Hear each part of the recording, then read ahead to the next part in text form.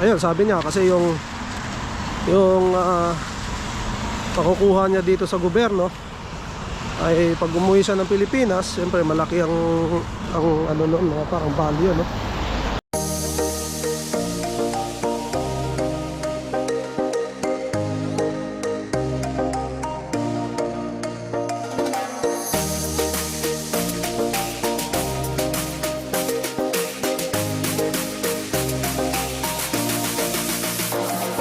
Yung Davao del Sur nandito.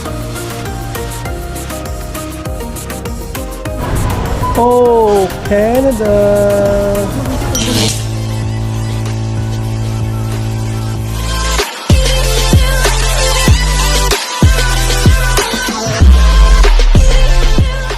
Baga nakaugat na, okay lang sa atin. Medyo kaya pa natin. Pero yung mga newcomers, imposible. 20 taon nang naninirahan sa Canada si Erwin. Hindi man pirmi sa desisyon ngayon. Minsan, naiisip daw niyang mag-early retirement sa Pilipinas dahil sa mga hamong mas ramdam na ngayon sa Canada. Cost of living, yeah, napakataas. Tapos yung rate naman ng salary hindi tumataas. In the Philippines siguro, doon at least mura kung may pension ka. Sapat na siguro. Kung pinag-iisipan pa lamang ito ngayon ni Erwin, isa sa bawat 5 immigrants sa Canada naman ang pinipili ng mga ibang bansa o umuwi sa bansang sinilangan ayon sa bagong report ng Institute for Canadian Citizenship o ICC. Nakikita ko siya by Facebook sa mga social media. May higpit atang IRCC, ang rules ng Canada. And then yung iba nahihirapan ng makahanap ng trabaho, lalo na yung mga student. Nahihirapan sila. My dream country kaya talagang pinupush ko na dito. Lahat naman na nagpupunta rito mahirap in the beginning, di ba? And then afterwards magiging used ka na sa system ng buhay dito. And then from there, pwede ka nang umangat.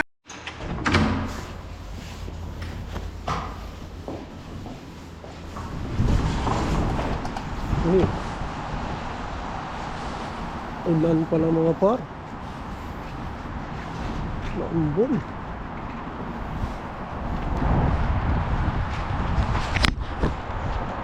Oh, good morning mga par. Maambon pala. Sunday ngayon mga par, no? Gusto ko lang maglakad-lakad. Kasi parang kaano na sa bahay. So, Sunday bukas may pasok tayo mga par hanggang Martes, no? So ngayon gusto ko lang maglakad-lakad muna. May exercise naman tayo, ikot-ikot lang. Suotin natin yung mga maliit na park dito. Kaya habang nagkikwentuhan tayo mga par, ikot-ikot muna tayo para magalaw lang natin yung katawan, no? Dito na. Swimming pool, walang maliligo. Nilinis na natin.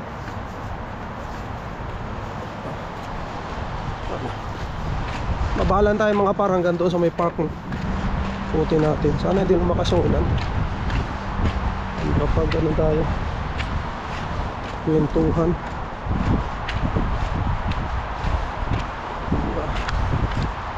So ayan, nabalitaan nyo ba yun mga par, no? Sa Omni News. Doon din ako laging nanonood ng mga news dito sa Canada, no? Sa yung Pilipino mga par, Filipino news. Nagbabalita sila sa mga nangyayari dito mga par, no? At sa mga Pilipino dito sa Canada. So yun nga, no, yung balita nila. Yun, nilagay ko naman doon sa mga par, no? Sa video natin. May mga umalis na talaga dito mga par, mga immigrants, no? Kasi nga nahihirapan, lalong lalo na sa trabaho, no? So Totoo yun mga par, ang sinasabi ng Omninews. And yun nga, yung isa sa in-interview mga par, no, yung Pilipino, yung mag-asawa, pero yung lalaki lang yung nagsalita, no.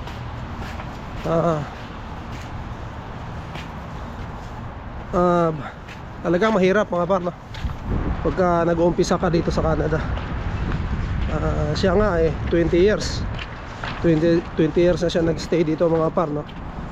And malamang yung pamilya na nandito na lahat ay napapaisip pa rin siya na mag-early retirement, no, and umuwi ng Pilipinas dahil sa taas ng cost of living mga par dito sa Canada. So lalong lalo na dito sa Ontario mga par, no, dito sa Toronto.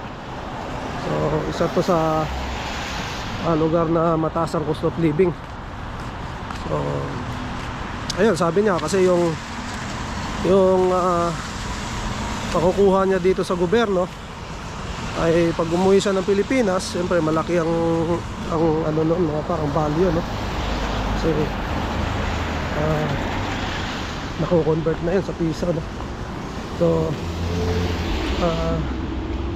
siguro may naipundar na rin siyang konti doon dahil sa matagal na siya rito. Plus yung matatanggap niya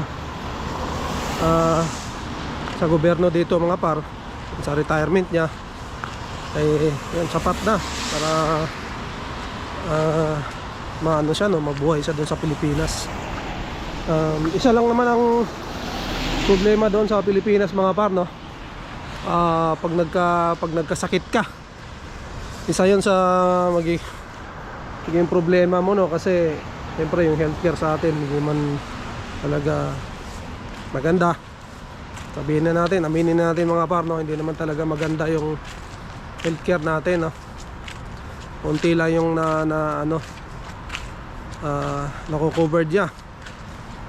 So yun, doon ka magkakaproblema mga par, kasi kung kahit may pera ka, basta magkasakit ka, lalo pag may edad na tayo, medyo marami nang lumalabas na sakit, no. So doon mauubos ang pera mo mga par.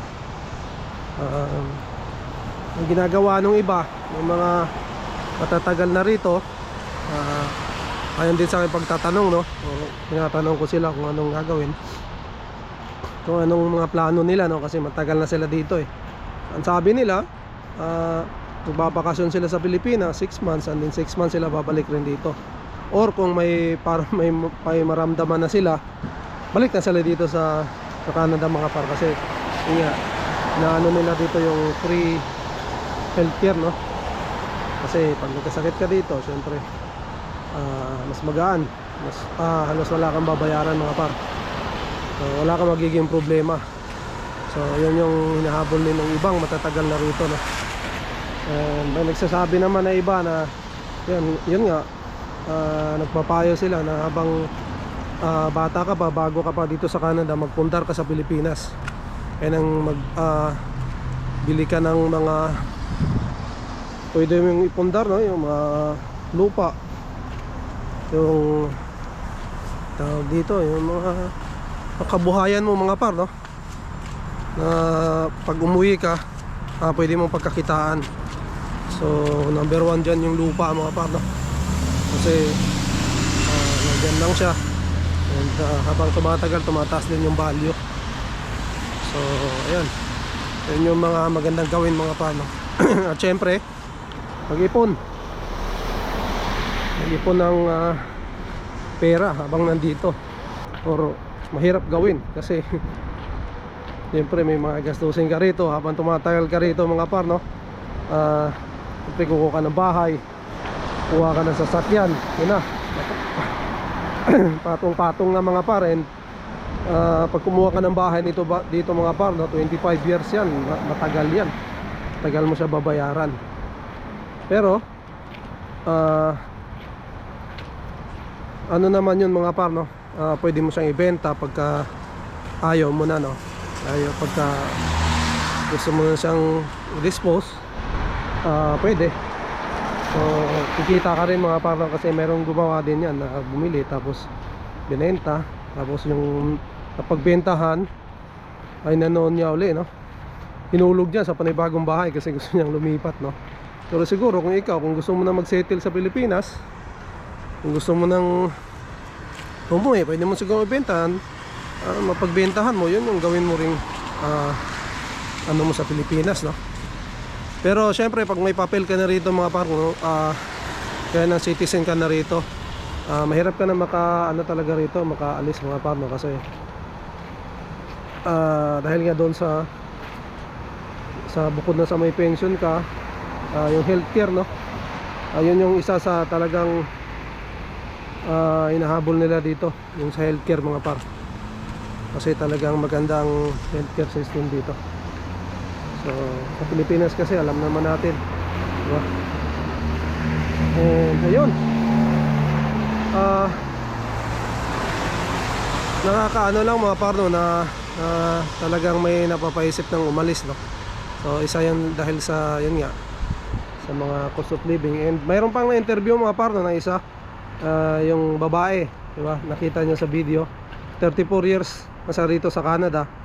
And yun nga, sabi niya, sa umpisa lang naman daw na mahirap, and then kalaunan, pagka naka-catch up ka na sa ano rito, buhay rito, and syempre may trabaho na rin kayo siguro parehas ng asawa,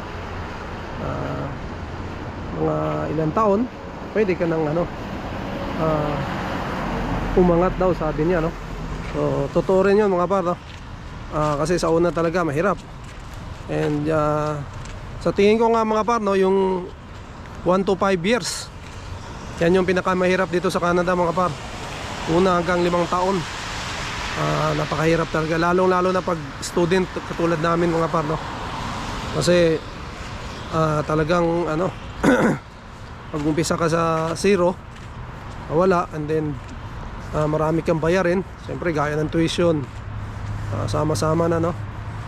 Di tulad ng pagkatrabaho ang pinunta mo rito mga par, or temporary foreign worker ka na pumasok rito, pagdating mo kasi rito, mayroon ka ng trabaho, tapos minsan yung, kasi mag-isa ka lang hindi mo pwedeng munang isama yung pamilya mo. So pwedeng share room lang kayo, mag-share kayo ng room, so mas mababa yung bayad, tapos ikaw lang mag-isa. So makakaipon ka mga par, no? Tapos kalaunan, pagka nakuha mo na yung papel mo, dadalhin mo na yung pamilya mo rito. So nakakaipon ka habang nagtatrabaho ka mga par, kasi wala ka naman masyadong gastos. Pero na lang siguro kung mabisyo ka. Pero syempre karamihan ng mga Pilipino rito mga pares talaga matipid, no? So talaga nagtitiis muna sila hanggang sa makuha nila yung pamilya nila, no? So pag nakuha na nila ang asawa nila, kasi pag bago mo makuha mga pares, ma-PR ka muna, tapos pag kinuha mo sila, landed PR din. So maganda ang ng pagtrabaho ang napunta mo rito. Di katulad sa amin mga par, no, na pagdating namin dito, mabayad kami ng tuition, malaki ng tuition, yung mga upa namin. And then yung student mga pares, limited lang yung oras. And then ako full time. Gaya ko, sa nangyari sa amin, siyempre minimum lang naman yung sinasahod ko. Talagang kulang na kulang mga par. Talagang puro palabas muna ang nangyayari sa inyo. Kung tulad namin nga, 2 taon nag-aaral sa misis. So ano yun, 2 taon din kayong halos puro palabas yung pera nyo, kasi yung sinasahod mo kulang talaga. Ayun. Pero ganun pa man mga par, no? Laban pa rin. Ang kinaganda lang naman ng student visa mga par, no? Ang pinaka-pros niya,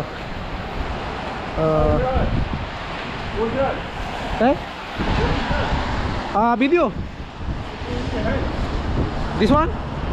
Camera. I'm making YouTube. YouTuber, yeah. Hi. Yeah. So, yun. May nagtanong mga par, no, kung ano daw itong hawak ko. Kung ano daw itong hawak ko sa kamay. Medyo may edad na. Yan, dati mga par na nahihiya pa akong mag-video ng ganito. Nakalabas yung camera natin. Pero ngayon, nasanay na rin. So, masasanay ka rin talaga. Kasi ako naman mga par talaga, mahihain ako eh. Pero nasanay na rin. And yan, gusto rin nating ma-share yung buhay natin dito, no, para kapulutan din ng aral ng iba, no. So sa mga nakapanood, maano rin sila, no, matututo sila sa experience natin, no. Yung mga balak pumunta rito. So ayan, ayun nga, mabalik tayo mga par, no. Ang pros lang naman ng student visa is madaling makapasok kasama yung pamilya noon mga par, bago pa yung mga lumabas na ngayon. So madaling makapasok basta may pera ka, may funds ka, kaya mong mabuhay dito sama pamilya. Pero syempre pagdating dito mga par, titiis ka muna talaga kasi hindi basta-basta yung gastusin, no? And ang cons naman niya, syempre yung mga gastusin marami, napakarami. And then syempre walang guaranteed na PPR ka, no, kasi lalakad mo yung mga par. So yun, lumakas ang ulan mga par. Tama na siguro tong lakad natin. Ano na lang siguro, 15 minutes na naglalakad-lakad tayo mga par. So ito, ayos na to. Tago muna tayo dito habang nagkikuntuhan tayo, no? So yan lang mga par, no. Yan nga, sa tingin ko mga par, no, 1 hanggang 5 taon ay mahirap dito sa Canada mga par. Talagang parang nag-a-adjust ka pa.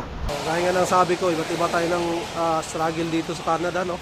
Pero isa lang goal natin mga par, yung ma-PR, makapag-stay tayo dito kasama ng ating pamilya. So yun lang, laban lang palagi mga par, no.